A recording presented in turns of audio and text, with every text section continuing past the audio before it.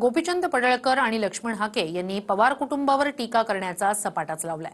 हाकेंनी पुन्हा एकदा अजित पवारांवर जहरी टीका केली तर पडळकरांनी सुप्रिया सुळेंविरोधात वादग्रस्त वक्तव्य करत वाद ओढवून घेतला। दोन्ही राष्ट्रवादींकडून हाके आणि पडळकर यांना जोरदार प्रत्युत्तर देण्यात आलंय। पाहूया।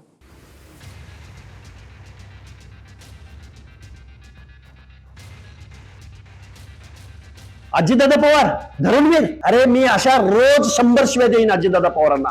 अजितदादा पवार तुम्ही महाजातीयवादी आहात। अजित पवारांवर लक्ष्मण हाके यांनी पुन्हा एकदा निशाणा साधलाय। हाकेंनी अजित पवारांचा उल्लेख धरणवीर असा केलाय।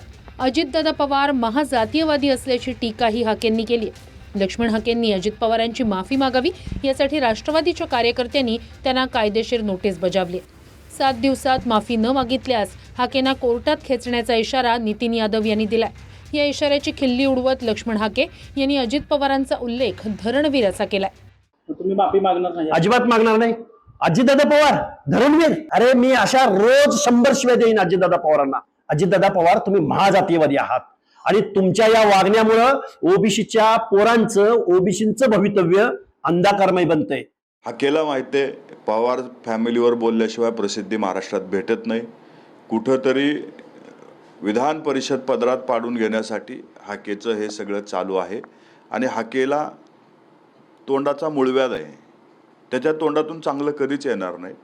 अजित पवार ओबीसीच्या विद्यार्थ्यांना स्टायपेंड देत नाहीत असा आरोप हाकेंनी केलाय। साखर कारखान्यांसाठी 2000 कोटींपेक्षा जास्त निधी मंजूर करून घेतल्याची टीकाही हाकेंनी केली आहे। जोपर्यंत आमच्या ओबीसीच्या पोरांचा गव्हर्नमेंट रिझोल्युशनद्वारे तुम्ही जी हमी दिलेली आहे, जे सारथीला तेच पार्टीला तेच महाज्योतीला, त्या विद्यार्थ्यांना स्टायपेंड द्या अजितदादा पवार। अरे तुमचे आजारी कारखाने बंद पडतायत म्हणून तुम्ही पुरवणी मागण्यामध्ये 2000 कोटींपेक्षा जास्त निधी तुम्ही एका बाजूला सँक्शन करून घेता आणि 150 कोटी रुपये गावगाड्यातल्या बलुत्याच्या आलुत्याच्या भटक्या विमुक्त जाती जमातीच्या पोरांना पीएचडी करू देत नाही तुम्ही। काही लक्ष्मण नावाचा हाके नावाचा जो काही प्राणी आहे तो मुळात ओबीसी आहे, तर तो का बेवडा आहे। त्या बेवड्याला हे कळत नाही की आपण काय भूमिका मांडतोय, काय बोलतोय दादांबद्दल। एका पक्षाचे प्रमुख आहेत, त्याचबरोबर राज्याचे उपमुख्यमंत्री आहेत।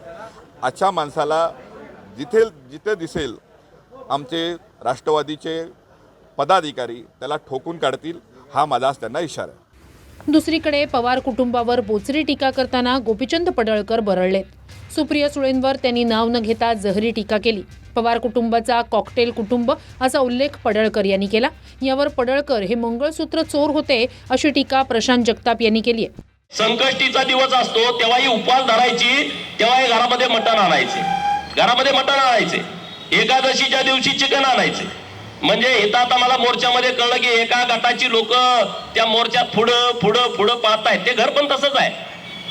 ते घर एका दिवशी दगडू सेट गणपतीच्या तिकडं मटण खाऊन जातात। तुम्हाला सगळ्यांना माहित आहे ते घर कोण आहे। त्याचे सासू ख्रिश्चन आहे, नवरा ब्राह्मण आहे, बाप मराठा आहे, आई कुणी आहे, असं कॉकटेल घर आहे।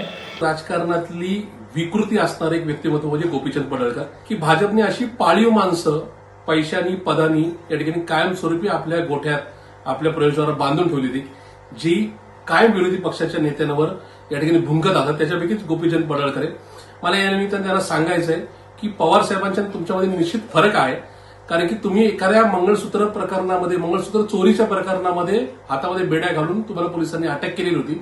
तेवढी लायकी किंवा पात्रता कुठल्याही राजकारण्याने किंवा अलीकडच्या काळातल्या कुठल्या आमदारांनी घालवलेली नाही। ते म्हणतात याचा हा बाप, याचा हा नवरा, याची आई, कोण कोणाचं माहित नाही। पण त्यांना सांगू इच्छितो की तुमचं स्वतःचं एक जास्त पोसून पहा।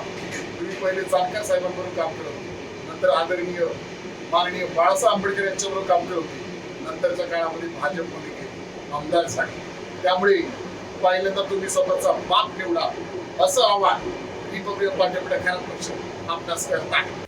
पडळकरांनी पवार कुटुंबावर केलेल्या टीकेमुळे जितेंद्र आव्हाड यांनीही पडळकरांविरोधात मंगळसूत्र चोर अशा घोषणा दिल्या। विधान भवनाच्या आवारात पडळकर माध्यमांशी संवाद साधत होते, त्यावेळी शेजारून जाणाऱ्या जितेंद्र आव्हाड यांनी मंगळसूत्र चोर अशा घोषणा दिल्या। मंगळसूत्र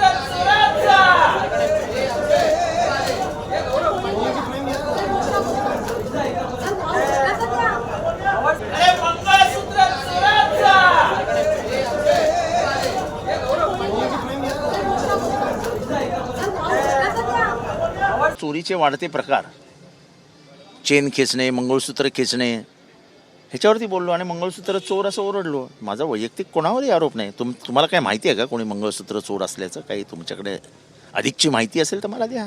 मला कोण मंगळसूत्र चोर लोकप्रतिनिधी आहे महाराष्ट्रात हे मला माहीत नाही आहे. Bureau report TV9 Marathi.